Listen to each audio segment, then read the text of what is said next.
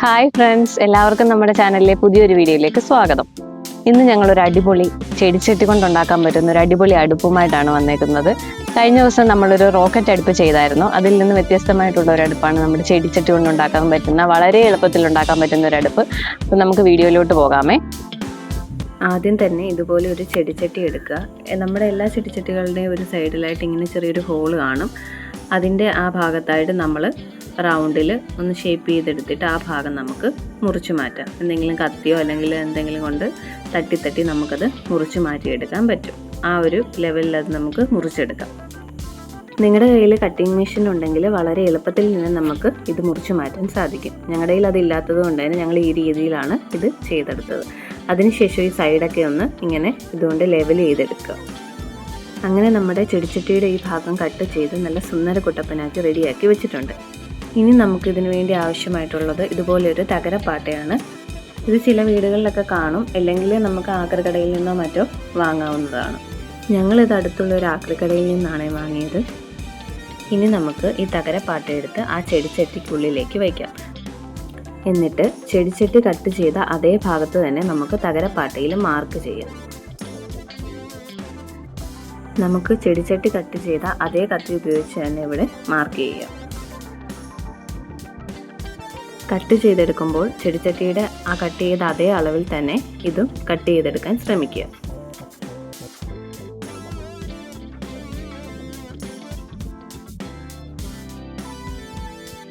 അങ്ങനെ നമ്മുടെ തകരപ്പാട്ടയും കട്ട് ചെയ്ത് റെഡിയാക്കി എടുത്തിട്ടുണ്ട്. അതിനുശേഷം നമ്മളതിനെ ആ ചെടിച്ചട്ടിയിലോട്ടൊന്ന് വെച്ച് നോക്കുക, കറക്റ്റ് ആണോ എന്ന് വെച്ച് നോക്കുക.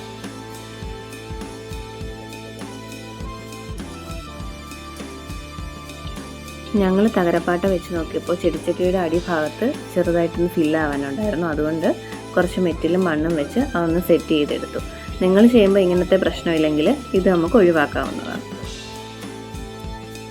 ഇനി നമുക്ക് ഈ തകരപ്പാട്ട ചെടിച്ചട്ടിക്കുള്ളിലേക്ക് ഇറക്കി വയ്ക്കാം. ഇത് ഇറക്കി വെക്കുമ്പോൾ കറക്റ്റ് ആ ചെടിച്ചട്ടിയുടെ സെൻറ്ററിൽ തന്നെയാകാൻ പ്രത്യേകം ശ്രദ്ധിക്കണം.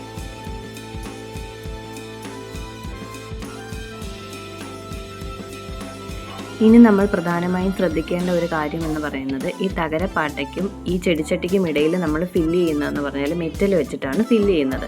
അപ്പോൾ അതിൻ്റെ രണ്ടിൻ്റെ ഇടയ്ക്കുള്ള ആ ഓപ്പണിംഗ് സ്പേസിൽ കൂടി ആ മെറ്റൽ താഴോട്ട് പോകാതിരിക്കാൻ വേണ്ടിയിട്ട് അവിടെ ഒരു മെറ്റൽ ഷീറ്റ് വെച്ച് അടയ്ക്കേണ്ടതാണ്. ഇനി നമുക്ക് ഇതിന് ചുറ്റിലും മെറ്റൽ ഫില്ല് ചെയ്ത് കൊടുക്കാം. നമ്മൾ ഓടിൻ്റെ പീസോ അല്ലെങ്കിൽ ചെറിയ ഇഷ്ടികകളോ അതൊക്കെ ആണെങ്കിൽ ഒന്നുകൂടെ നല്ലതായിരിക്കും. കാരണം അത് കൂടുതൽ ചൂട് നിൽക്കാൻ വേണ്ടി സഹായിക്കും. ഇതിനിടയിൽ നിങ്ങൾ കാണുന്ന ഈ കുഞ്ഞിക്കൈകൾ ഞങ്ങളുടെ മോളുടെയാണ് കേട്ടോ. അവളെ ഞങ്ങളെ സഹായിക്കാൻ വേണ്ടിയിട്ട് വന്നതാണ്. അവളും ഈ മെറ്റലൊക്കെ പറക്കിയിടാൻ വേണ്ടി സഹായിക്കുന്നുണ്ടായിരുന്നേ.